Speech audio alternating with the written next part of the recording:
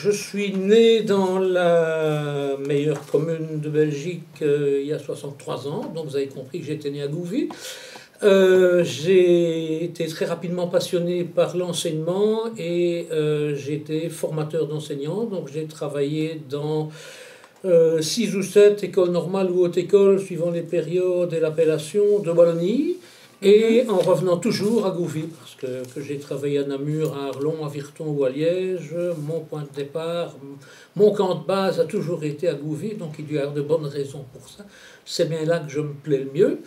Et ce que je pourrais peut-être dire, qui peut intéresser les téléspectateurs, parce que les habitants du coin le savent, c'est que depuis l'âge de 13 ans, il a fallu que je me mêle d'affaires publiques. Donc j'ai toujours été bénévole impliqué dans de très nombreuses associations ASBL et je crois que j'aurais du mal à vivre sans ça. L'histoire, il s'est évidemment passé énormément de choses durant les deux guerres, en particulier durant la Seconde Guerre mondiale. Je pourrais remonter à Vercingétorix, mais je ne l'ai pas connu personnellement, donc c'est plus difficile. Mais effectivement, ici, si vous allez au bureau du syndicat Initiative, vous verrez qu'on regorge de documents sur cette période-là en particulier.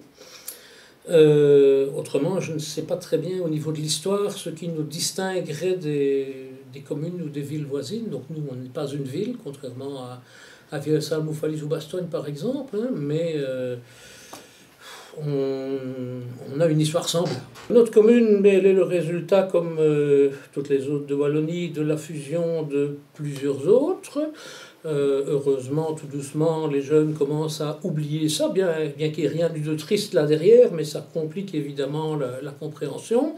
Donc c'est une commune qui a comme particularité, vous l'avez cité, d'être très vaste, avec un taux de population parmi les plus faibles, ce qui, d'un côté, est extrêmement avantageux parce que, j'ai envie de dire, en des termes très simples, on a de la place pour vivre et pour bien vivre. On ne se marche pas sur les pieds quand on veut se déplacer quelque part. Mais évidemment, grand malheur de toutes les communes rurales, plus petites elles sont, moins on a de moyens. Notre assiette fiscale est évidemment réduite à 2000 et quelques habitants. Donc, évidemment, c'est moins facile à gérer et moins facile d'obtenir différentes aides que, bien entendu, si on pouvait, c'est quelque part normal, signaler qu'on a 20 000 habitants sur le même territoire. Hein, c'est logique. Personnellement, mon boulot, mon travail, mon job de bourgmestre et précédemment celui d'échevin, puisque j'ai été échevin pendant 3 mandats avant de passer un mandat dans l'opposition et puis de devenir bourgmestre. C'est assez simple à définir. Pour moi, ça consiste non pas à aller frimer, serrer des mains partout et me promener sur les foires au boudin, mais à répondre aux demandes des gens quand ils ont des demandes. Donc, on peut me joindre, comme les membres du collège d'ailleurs, tous les jours de la semaine. On a une permanence le samedi aussi. Et si on nous téléphone ou qu'on nous envoie un mail le dimanche, ça ne dérange personne. Je crois que les gens apprécient ça. Et surtout, je m'efforce de ne pas mentir. C'est-à-dire que quand il faut dire non aux gens, ben je dis non. Et je crois là aussi que la plupart des habitants préfèrent ça plutôt que du bluff. Quand on regarde le budget, donc l'ensemble des moyens financiers dont la commune va disposer pour une année, on se rend compte que le conseil communal va pouvoir prendre des initiatives qui touchent peut-être 10% de ce budget. Les 90 autres pourcents sont forcément déjà engagés. C'est logique, il y a les salaires du personnel, parce que serait-on sans personnel? Il faut également des bâtiments. Dans une commune comme la nôtre, où parfois il neige, on est super bien équipé en matériel, en machines de déneigement, etc. Eh bien, quand on prend le coût de tout ça, ça fait 90%, et le conseil communal peut prendre des décisions nouvelles, des initiatives nouvelles pour un petit 10%.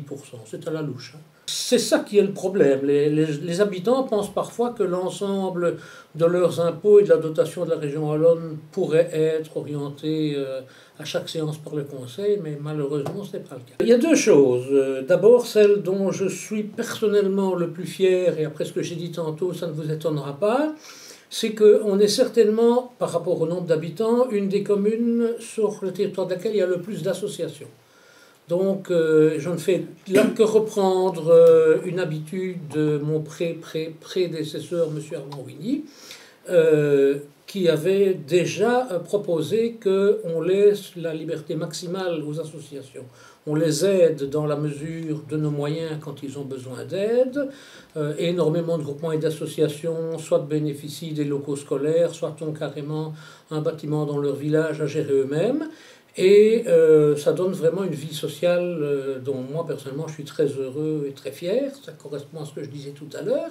À côté de ça, on a bien sûr un service culturel qui organise aussi des activités, soit à la demande, soit sur ses initiatives. Maintenant, on a enfin quelque chose pour les gens, les vieux de mon âge, c'est-à-dire que dans le château de Gouvy, donc ça fait longtemps que les aînés souhaitaient bénéficier d'un local adapté à la réalisation par eux-mêmes de diverses activités, et avec l'acquisition du château, on a pu leur mettre un superbe local dont je crois ils sont très contents. En général, je vais vous dire simplement ce que font la plupart des touristes.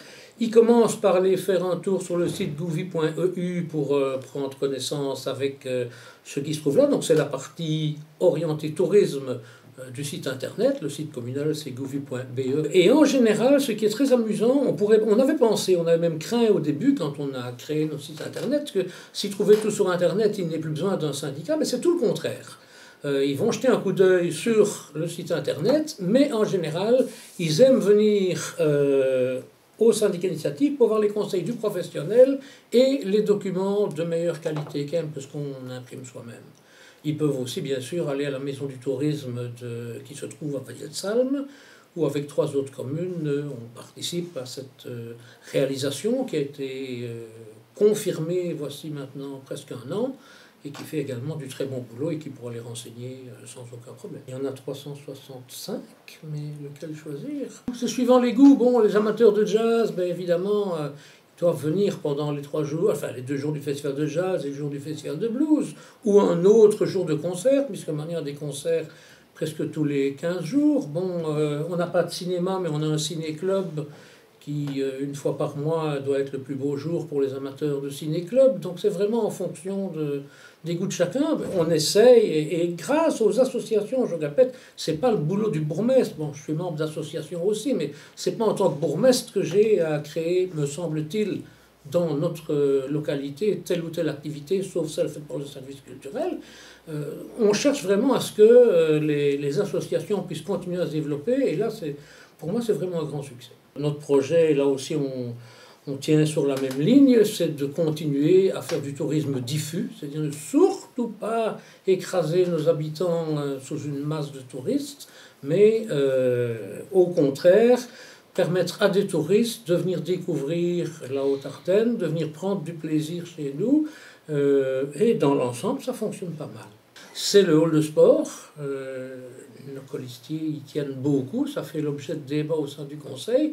Malheureusement, il y a 15 ans qu'on voudrait l'avoir vu sortir de terre. Donc là, on a vraiment un projet, vous le voyez peut-être à mon look, je ne suis pas le plus grand sportif du royaume, mais j'estime, la médecine l'a assez prouvé, que ce serait indispensable à la fois pour les plus jeunes, pour les aînés, bref, pour tout le monde. Donc, dans les années à venir, il faut absolument que ce projet sorte de terre, ça me paraît nécessaire. Personnellement, j'aimerais que dans l'ensemble, ça continue comme ceci, mais bien entendu, en continuant à développer l'emploi. On a fait de grands pas en avant ces 15 dernières années. On a maintenant 3 zonings industriels et artisanaux qui sont bien peuplés.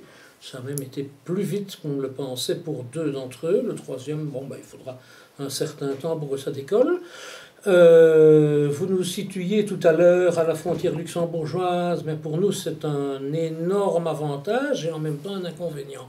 Je m'explique en 2 mots. Il y a 600 habitants de notre commune qui trouvent du travail au Grand-Duché, donc ça c'est le côté formidable. Je ne prends pas la peine de vous parler de toutes celles et de tous ceux qui trouvent les petits pois et carottes moins chers là-bas. C'est pas vrai, ils sont 5% plus chers qu'en Belgique, d'après Testachat.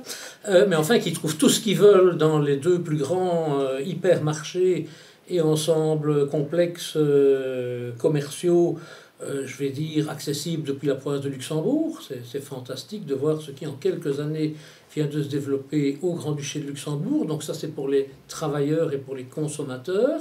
Le problème, c'était évidemment le mauvais coup que cela a fait au commerce local. Il faudrait qu'on puisse, dans bien des aspects socio-culturels, continuer, aller plus fort, plus loin encore, garder les atouts que l'on a avec le Grand-Duché, mais essayer de trouver aussi quelques solutions aux pertes d'emploi que ça a générées, notamment pour l'ORECA et les indépendants. Ça a été une très grande surprise lorsque l'État central a décidé très rapidement et sans avoir consulté mes prédécesseurs d'installer un centre pour réfugiés. Comme malheureusement un peu partout, il reste aussi quelques racistes chez nous, mais manifestement l'intégration s'est très bien faite. On a les meilleurs contacts avec la direction et les responsables de faits d'asile et je crois qu'on peut en être que très satisfait.